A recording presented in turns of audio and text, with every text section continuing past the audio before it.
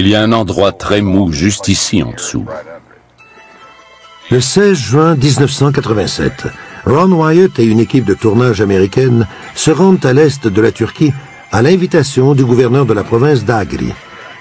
Ils participent à une cérémonie au pied de ce qu'on appelle la montagne du jugement dernier.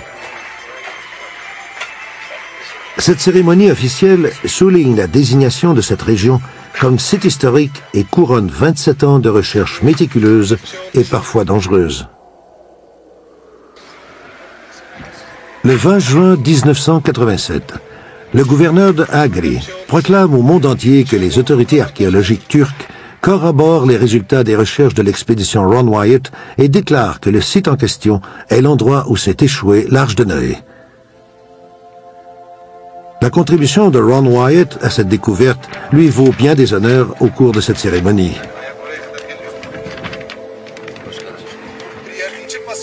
Le traditionnel sacrifice de l'agneau consacre ce lieu saint.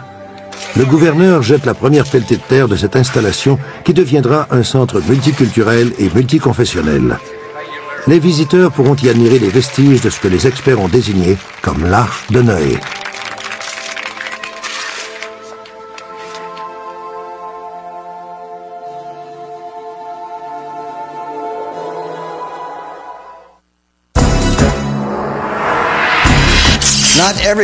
Cet enthousiasme pour les découvertes de Ron Wyatt n'est pas partagé par tous. Le Biblical Archaeological Digest croit que c'est un arnaqueur. Au fil des ans, plusieurs personnes ont tenté de porter atteinte à ses recherches. Au-delà de cette polémique, la grande énigme dans l'aventure de Ron Wyatt est la raison qui l'a poussé à partir à l'autre bout du monde à la recherche d'une chose disparue depuis des milliers d'années.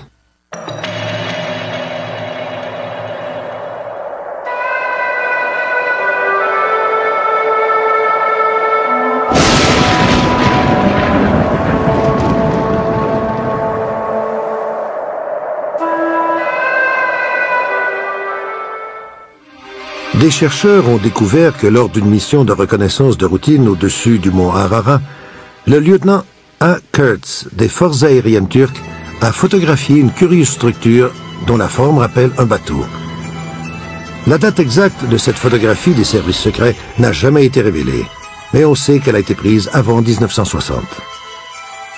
Des experts en photographie de la Turquie ont analysé les photos et ont estimé que les dimensions de cette structure sont pratiquement les mêmes que celles du vaisseau du déluge décrit dans l'Ancien Testament.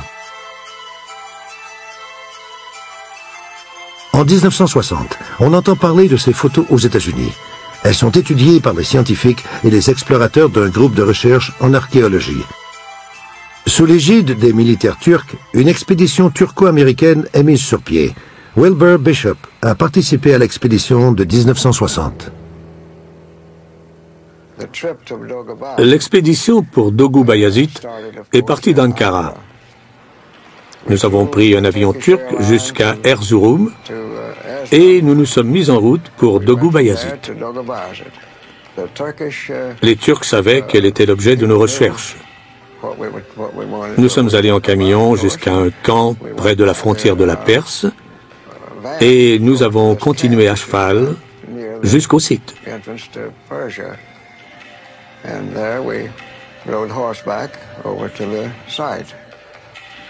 La région est un repère de terroristes et un foyer de conflits perpétuels avec l'Irak, l'Iran et la République soviétique de Géorgie.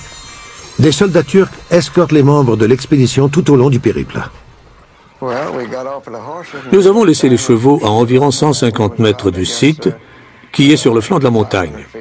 Déjà, nous pouvions voir la structure. Pour nous rendre au site, nous avons dû sauter par-dessus plusieurs crevasses parce qu'il venait d'y avoir un tremblement de terre. Nous étions tous convaincus que c'était un bateau. Le docteur Arthur Brandenberger, un expert en photogrammétrie, fait aussi partie de l'expédition. Après avoir étudié la structure et l'avoir comparée avec les mesures des photos aériennes, il fait la déclaration suivante. Je suis certain que c'est un bateau. De toute ma carrière, je n'ai jamais vu un objet comme cela sur une photo stéréoscopique. Les autres membres de l'expédition ne partagent pas cette certitude. Face au manque de preuves concrètes, ils ont recours à des moyens extrêmes. J'ai demandé au colonel Michael s'il avait de la dynamite. Il m'a répondu que ce qu'il avait, c'était une grande quantité de poudre noire. Je lui ai dit d'aller la chercher. Après l'explosion, l'équipe est au même point et n'a rien de tangible pour convaincre le reste du monde que la structure mystérieuse est la légendaire Arche de Noé. Nous avons rebroussé chemin. Nous n'avions trouvé aucune poutre ou membrure, alors nous nous sommes dit que ce n'était pas ça.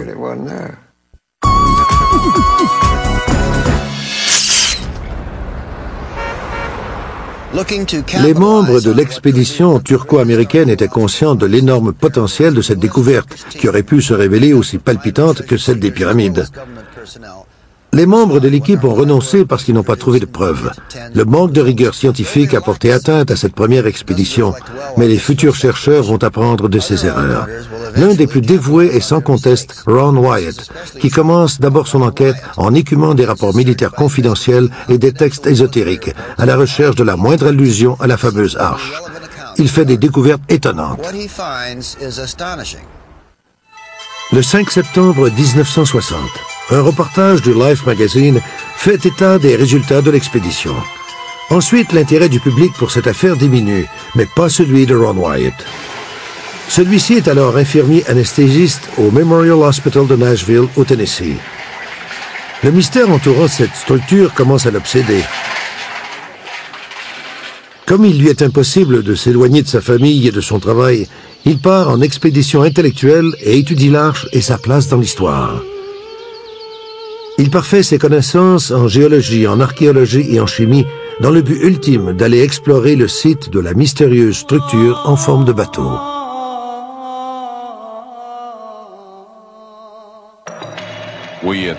À ce moment-là, nous nous sommes penchés sur l'histoire de l'arche et du lieu probable où elle s'est échouée. Nous avons étudié tous les récits qui parlent de gens qui auraient vu l'arche de Noé sur la montagne ou dans la région.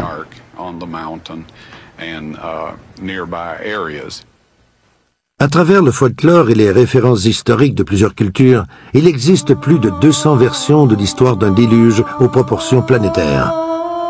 Plusieurs récits apportent des preuves qui soutiennent la théorie d'une inondation de la planète. Au cours de ses recherches, Ron Wyatt découvre 30 récits qui placent la fameuse arche de Noé sur le mont Ararat ou tout près. Cependant, ces récits ne semblent pas basés sur des faits et plusieurs se contredisent. Je ne doute pas de la sincérité de ces 30 témoins oculaires présumés, car il y a plusieurs formations de pierre qui ressemblent à des bateaux. Mais aucun de ces témoins n'a pu produire de photographies. Par exemple, on retrouve dans les carnets de vol de certains pilotes qui ont survolé la montagne durant la Seconde Guerre mondiale la description d'un objet en forme de bateau.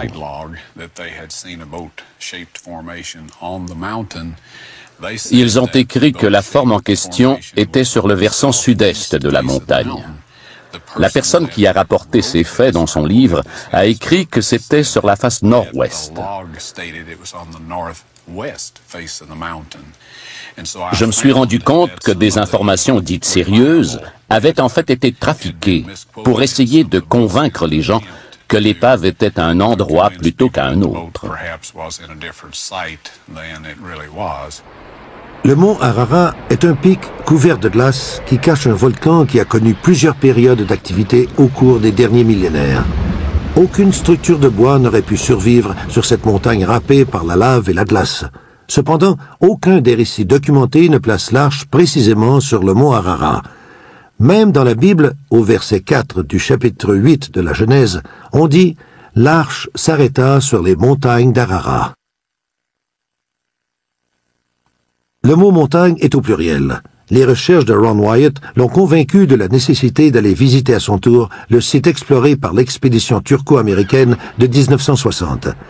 En 1977, après 17 ans de recherche, Ron Wyatt peut enfin commencer des fouilles sur le terrain en Turquie. Il embauche D. Lavar, un guide de la région qui va lui être très utile dans cette aventure. Lors de cette première incursion, ce pays intimidant se révèle d'une immensité provocatrice et les recherches semblent ne pas avoir de fin. Cette région hors du temps a été dévastée par les guerres, mais elle regorge de vestiges du passé.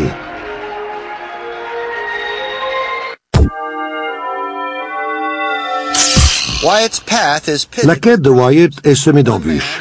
Un des membres de l'expédition, le physicien en chef du laboratoire national de Los Alamos, a essayé de lui voler sa découverte en fouillant son bureau dans l'espoir de trouver un dossier qui prouverait l'existence de l'arche. Des compétiteurs malveillants se sont précipités pour annoncer qu'ils avaient découvert l'arche dans d'autres régions simplement pour empêcher que l'expédition de Wyatt puisse faire valoir ses droits. Quand la fortune et le succès sont à portée de main, tous les coups sont permis. Pour percer les mystères du passé, Ron Wyatt continue son enquête dans les villages autour du mont Ararat. À l'aide des récits traditionnels séculaires, il espère pouvoir transformer les fables en faits et les légendes en vérité. Son intuition le sert bien. Les villageois ont confiance en lui et le guident au site des fouilles de l'expédition de 1960 où l'attend la structure qui le fascine depuis tant d'années.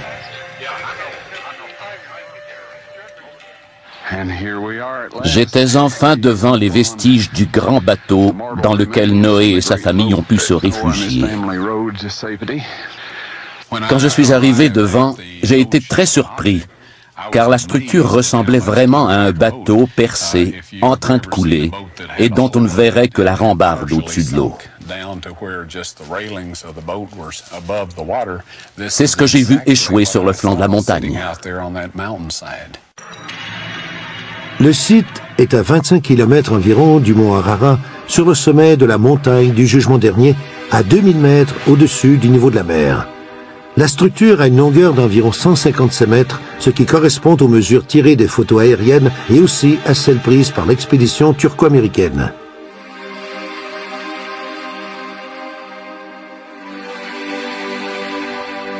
La structure en question a la forme d'une moitié d'ovale avec une petite butte au centre. Un rebord de terre de 6 mètres en dessine les contours.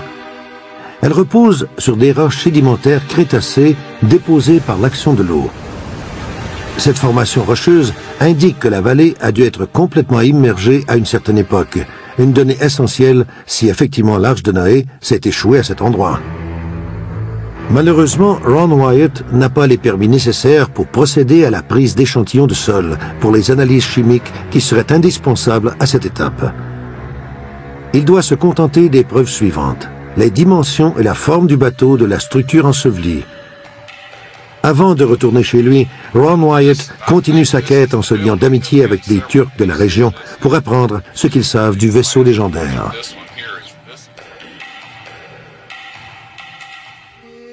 Le nom turc d'Ararat est Agri Dagi, ce qui veut dire la montagne de la douleur. Dans l'Antiquité, cette région était un royaume tampon entre des empires rivaux. Le vacarme des sabots des chevaux et des armes des guerriers glorieux y retentissait régulièrement. Les villageois connaissent chaque parcelle de la région. Ils prennent Ron Wyatt en affection et l'amènent à faire des découvertes remarquables.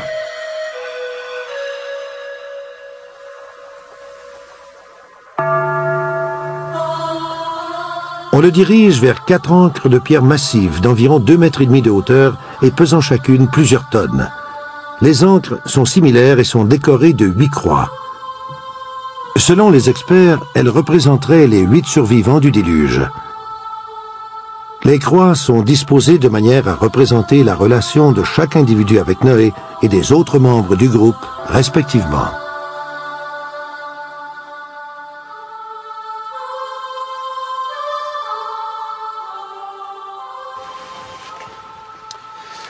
Cette région est appelée la vallée des 8.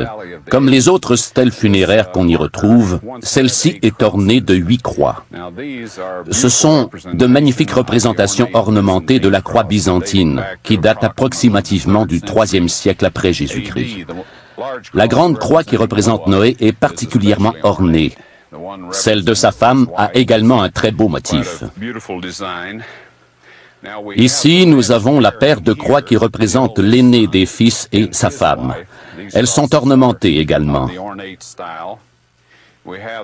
Celle-ci représente un autre de ses fils et sa femme.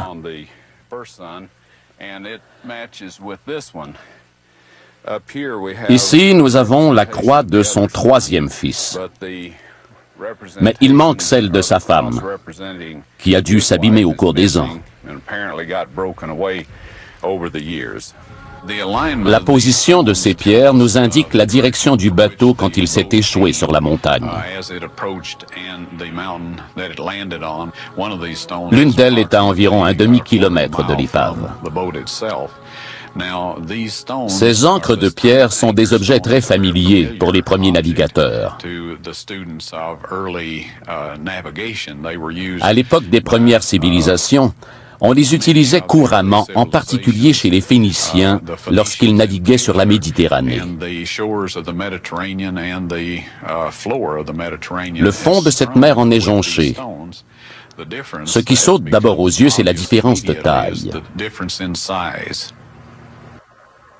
Ces ancres de pierre étaient très répandues sur les bateaux du bassin méditerranéen pendant des milliers d'années. Elles étaient attachées au bateau et utilisées comme lest.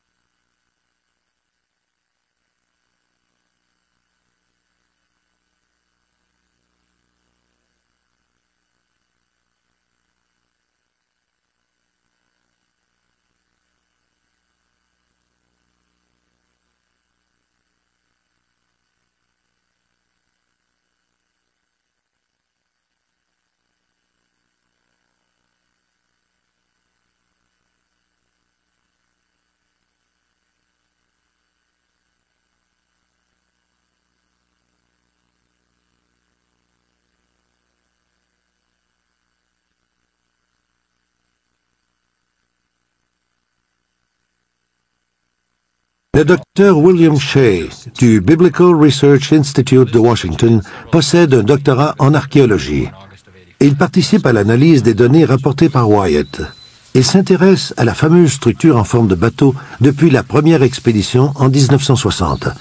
En sa qualité de professeur d'études de l'Ancien Testament, le docteur Shea apporte un regard expérimenté et compétent sur les faits qui entourent l'Arche de Noé. Je n'ai jamais mesuré la distance exacte, mais quand on est à côté de la structure en question, on voit le mont Ararat au premier plan. C'est une magnifique montagne qui est très intéressante, mais il y a plusieurs inconvénients quand on la situe par rapport à l'histoire du déluge dans la Bible. Le mont Ararat est un volcan de plus de 4900 mètres. Un volcan n'est pas un endroit très approprié pour débarquer l'arche, et ce n'est pas non plus un endroit où l'on pourrait trouver des vestiges.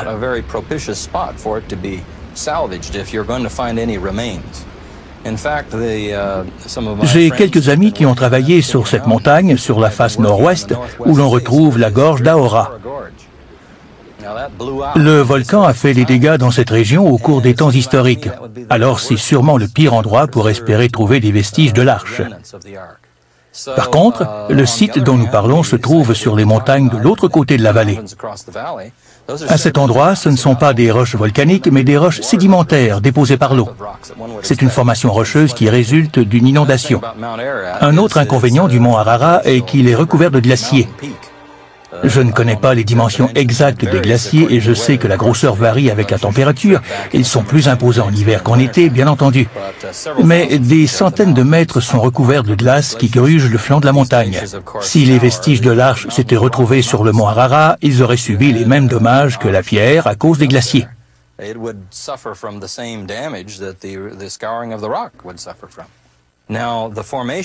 La structure que nous avons étudiée a été mesurée d'après les photographies aériennes et aussi sur le site même.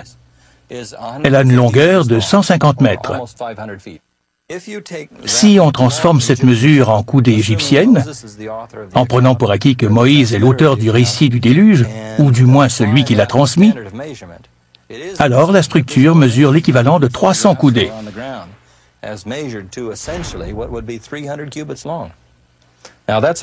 La correspondance est troublante. La structure ne mesure pas 150 ou 500 coudées, mais précisément 300. Si vous lisez le récit du déluge dans la Bible, vous allez voir qu'on dit de l'arche qu'elle mesure exactement 300 coudées.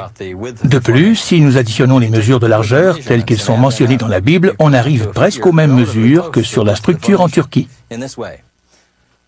L'arche avait 30 coudées de haut et 50 coudées de largeur, puis 30 coudées de hauteur. Si on additionne ces mesures pour avoir une idée de la longueur du contour de l'arche, nous arrivons au chiffre 110. Les mesures prises sur la structure du site nous donnent 45 mètres, ce qui équivaut à 100 coudées. Ce n'est pas le nombre exact de coudées, mais c'est très proche.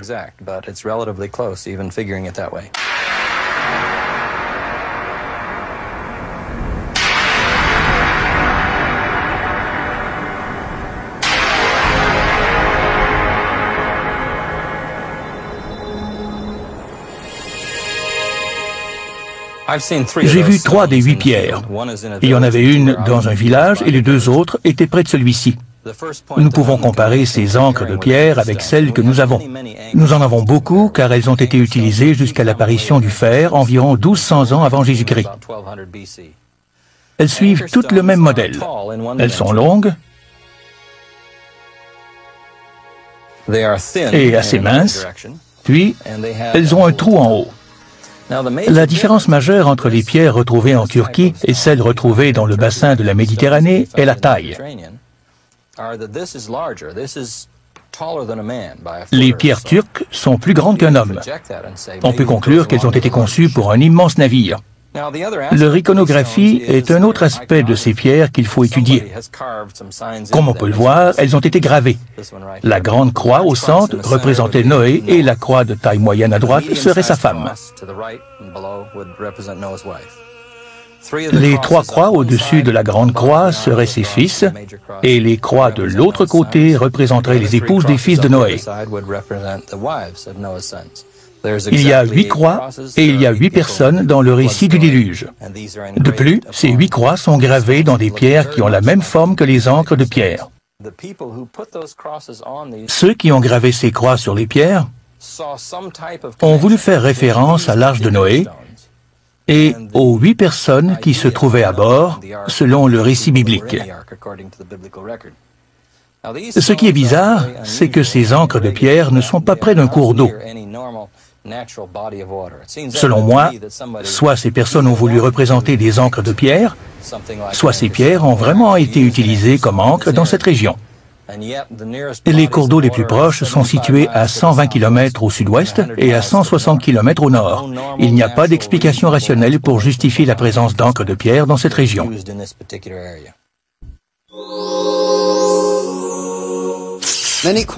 Plusieurs scientifiques et archéologues de renom ont qualifié d'absurdes les méthodes de Ron Wyatt. Ils prétendent qu'il est victime de sa propre rhétorique et que les faits qu'il avance, bien qu'ils soient vrais en partie, sont quand même suspects. On l'a accusé d'avoir placé des vestiges sur le site et d'avoir clamé leur authenticité par la suite. Un jour, la science fera éclater la vérité dans ce débat. Wyatt et Shea travaillent de concert et obtiennent des résultats satisfaisants. Ils sont convaincus que si on leur accorde les permis nécessaires pour faire une analyse géologique détaillée sous la surface, le monde assistera bientôt à une révélation historique. En plus des découvertes pleines de promesses faites par les membres de l'équipe de Wyatt, Mère Nature se met de la partie pour les aider dans leur quête.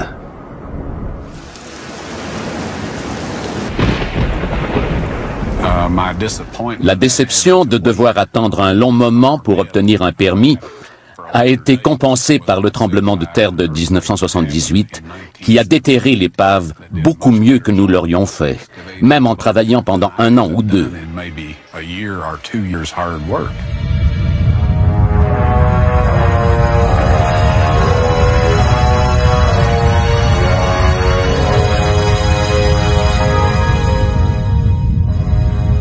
Le séisme fait tomber un voile de terre. Il libère ainsi un des côtés de la structure du bateau et expose les membrures de la charpente. Près du mont Ararat, à environ 2000 mètres au-dessus du niveau de la mer, gît ce qui semble être la coque d'un immense navire construit par l'homme. Les caprices de la nature ont libéré la charpente de la coque dont la forme, tout comme la dimension, saute maintenant aux yeux.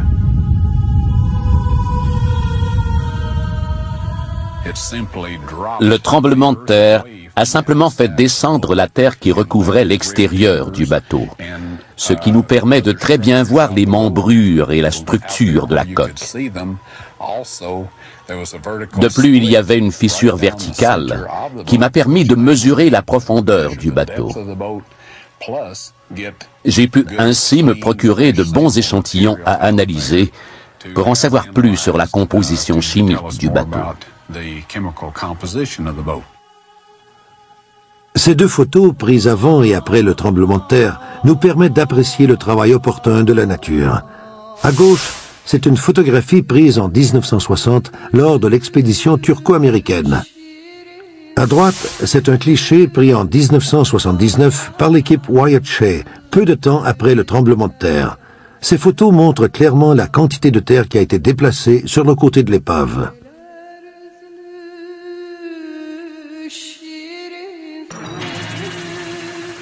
Le tremblement de terre a fissuré la structure, ce qui a permis à l'équipe de prendre du sol des échantillons frais pour les analyser.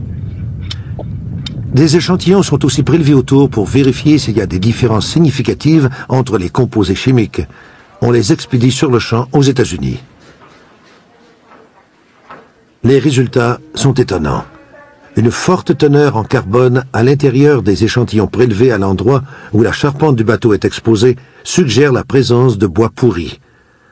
On décèle aussi des traces de métal qui pourraient possiblement être les restes de supports métalliques.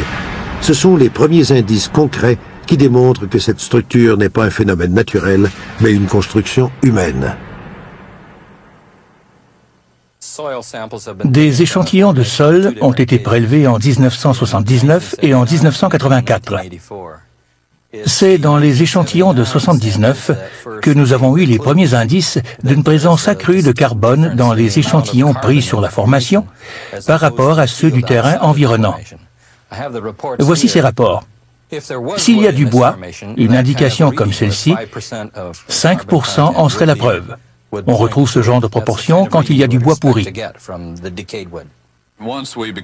Dès que nous avons su qu'il y avait des concentrations de métal dans les vestiges de ce qui semblait être la structure du bateau, l'étape suivante était de fouiller le terrain à l'aide de détecteurs de métal. Nous avons mis sur pied une expédition avec les permis nécessaires pour utiliser 4 détecteurs de métal différents. Nous avons soigneusement délimité le bateau à l'aide de rubans d'arpentage posés sur le dessus des vestiges afin de bien voir la position des pièces de métal par rapport à la structure.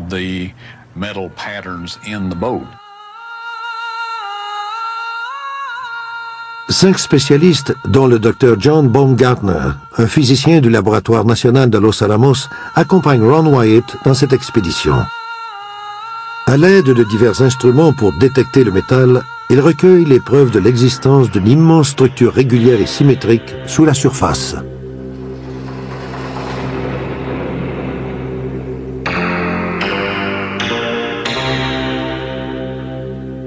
On pourrait appeler la période entre les mois d'août 1984 et août 1985 l'année du détecteur de métal. Le site en entier y a été soumis.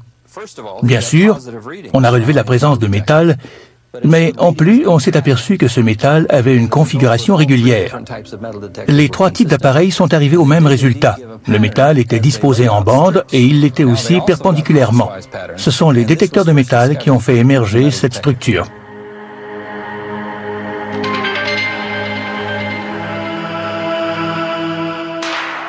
Tous les instruments utilisés détectent la même structure régulière. De plus, aucun résultat positif n'a été enregistré autour de la structure du bateau.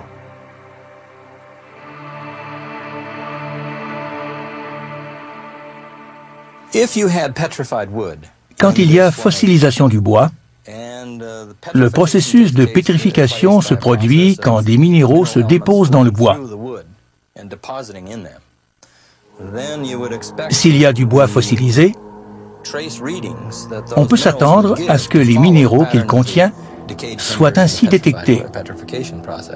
Donc, la forme de la charpente qui ressort avec ces indications pourrait être le résultat du processus de pétrification du bois.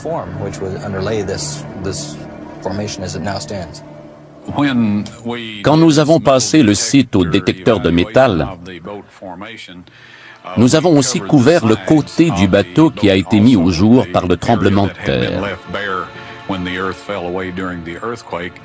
À cet endroit, la structure de la quille et de la carlingue se distingue clairement. Les détecteurs nous ont permis aussi de prendre des échantillons à des endroits où nous avions remarqué des concentrations élevées de fer. Par exemple, un des échantillons était composé de fer à 91%, et l'analyse au microscope a révélé des gradients préférentiels, ce qui veut dire en clair que ce fer a été transformé par l'homme. Les preuves sont impressionnantes. Mais sans l'excavation du site, un processus coûteux et très long, les membres de l'expédition doutent de pouvoir convaincre le monde de l'existence d'un navire enseveli.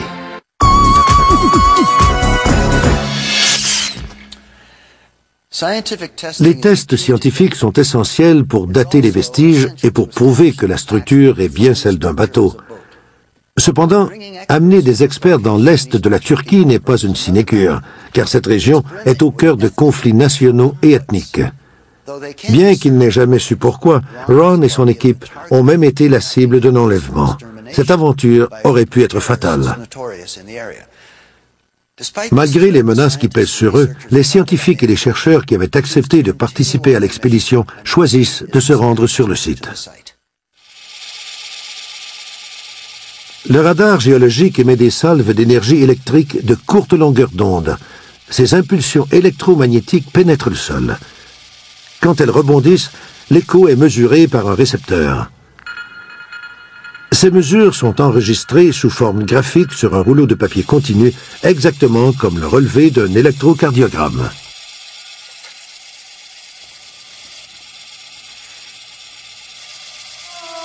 Par ce procédé, les objets enfouis dans le sol peuvent être repérés et mesurés approximativement. Nous sommes retournés en Amérique pour trouver l'argent afin de pouvoir apporter un radar géologique en Turquie orientale. Nous avons demandé des permis pour faire des fouilles et pour excaver le site. Mais le gouvernement turc devait prendre en considération la manière dont ce serait perçu par les nations voisines, parce qu'il ne voulait pas risquer de déclencher un conflit aux frontières.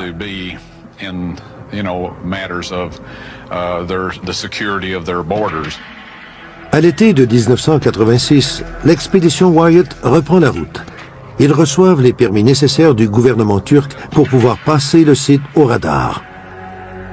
Tout est en place pour confirmer scientifiquement la présence de l'épave.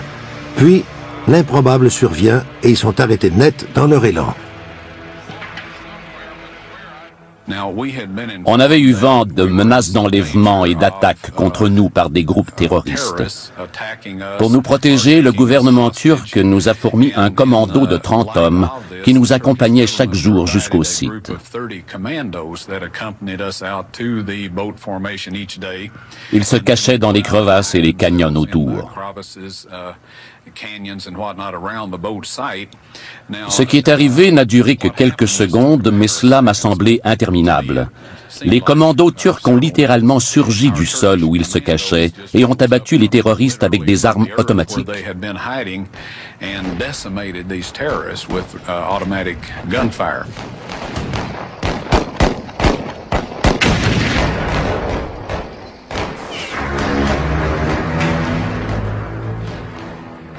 Le bruit assourdissant des armes ébranle les murs de la montagne du jugement dernier, témoin de conflits incessants depuis des siècles. Les commandos turcs ne font pas de quartier et réduisent l'ennemi au silence pour l'éternité.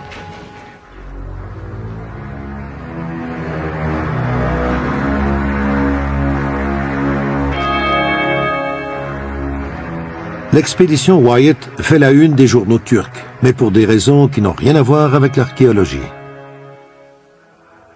Cela a mis un frein à notre initiative de passer le site au radar pour un certain temps.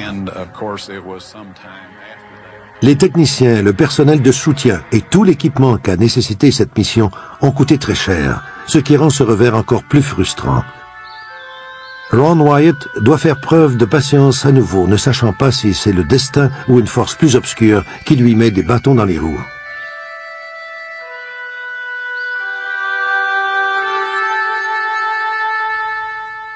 Ron sait qu'il y a des compétiteurs qui veulent le devancer et plusieurs personnes ont des raisons religieuses ou politiques pour l'empêcher d'aller au bout de sa quête.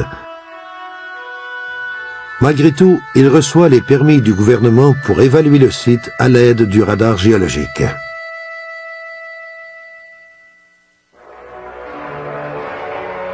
Les résultats sont stupéfiants. Le radar montre des carlingues, des poutres de pont, des cavités et d'autres structures nautiques dessinant petit à petit ce que les spécialistes croient être les vestiges d'un énorme navire construit par des hommes à une lointaine époque. En fait, le radar a montré les mêmes structures que les détecteurs de métal, mais avec plus de détails. Il a montré une série de lignes parallèles et des lignes transversales, distribuées également dans chacune des directions. C'est précisément ce à quoi on s'attend quand on cherche les vestiges d'une structure qui a la forme d'un bateau. Il y a la quille, des lignes parallèles, des carlingues, des lignes transversales et des cloisons pour renforcer le bateau.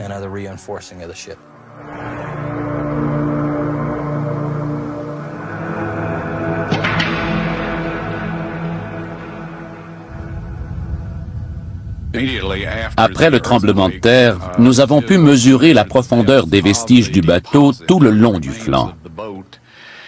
L'endroit où les dépôts sont plus épais est le pont supérieur. Nous avons pu déterminer que c'était un bateau à 3 ponts.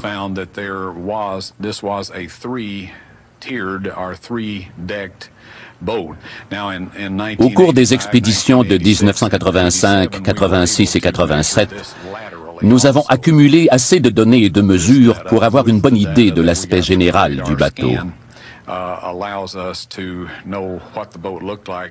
Nous avons reproduit un modèle à l'échelle qui est très près de l'original.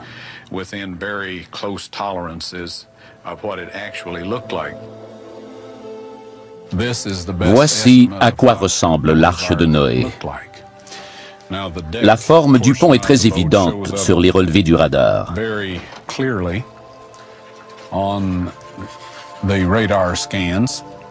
Nous avons reproduit cela sur la maquette également. Le bateau a une structure interne et externe unique. À cette extrémité, on retrouve les pièces qui renforcent la coque et lui donnent la force d'affronter les tempêtes.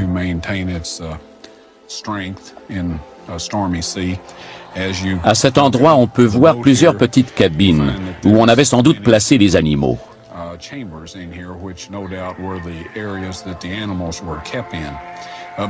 Près de la proue, il y a un système de rampe pour permettre aux gens et aux animaux d'aller d'un étage à l'autre. On a accès à la rampe à partir de la porte qui est ici. Nous avons fait tout ce que nous pouvons en termes de recherche de surface et de scanner. Il existe d'autres types de détecteurs, mais je ne crois pas qu'ils nous fourniraient d'autres données. À ce stade-ci, il faut une excavation. Jusqu'à maintenant, je dirais que toutes les données recueillies sont positives et tentent à prouver que nous sommes en présence des vestiges de l'arche de Noé. Mais la preuve ultime ne peut venir que de l'excavation. Nous sommes ravis des résultats. Personnellement, je peux regarder n'importe qui dans les yeux et affirmer que la forme de bateau que j'ai étudiée en Turquie est vraiment l'épave de l'arche de Noé. Il y a 3 raisons qui justifient la recherche de l'arche de Noé. La première, c'est que dans l'histoire de la race humaine, telle que racontée dans la Bible, le déluge est un événement de transition qui sépare l'histoire biblique en 2. Donc, dans l'histoire de notre race, c'est un moment important. Deuxièmement, il y aurait des conséquences d'une grande portée sur la science et sur l'histoire. De nombreuses théories scientifiques devraient être révisées si nous apportions la preuve de l'existence d'un bateau de l'époque du déluge à 2000 mètres au cœur des montagnes de la Turquie orientale. Troisièmement, on peut en tirer une leçon religieuse. Il y a une théologie dans les 3 chapitres de la Genèse qui cite le déluge, car on peut y voir les 2 faces de la personnalité de Dieu. D'abord, il révèle sa sévérité en jugeant la civilisation antédiluvienne, puis il apparaît en rédempteur quand il montre sa bienveillance et sa clémence en sauvant Noé et sa famille.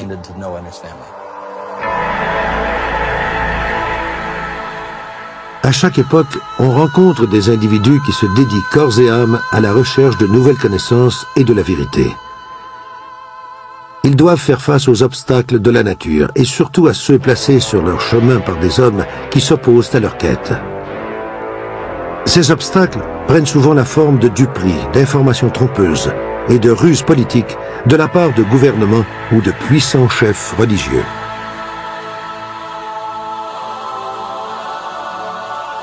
Ron Wyatt et les membres de son expédition ont surmonté toutes les difficultés qui se sont placées sur leur route pour donner au monde entier ce qu'on croyait perdu à jamais.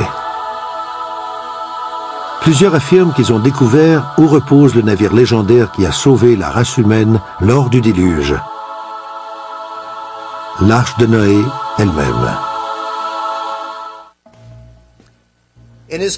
Dans sa quête pour retrouver l'Arche de Noé, Ron Wyatt a découvert une immense structure en forme de bateau, à une hauteur de 2000 mètres au-dessus du niveau de la mer. On peut se demander pourquoi il faudra attendre encore des années avant d'avoir des réponses satisfaisantes et pourquoi il a fallu tant de temps pour que nous soyons au courant de ces événements. Un autre mystère se cache peut-être derrière tout ça. Heureusement, nous avons retrouvé les archives oubliées.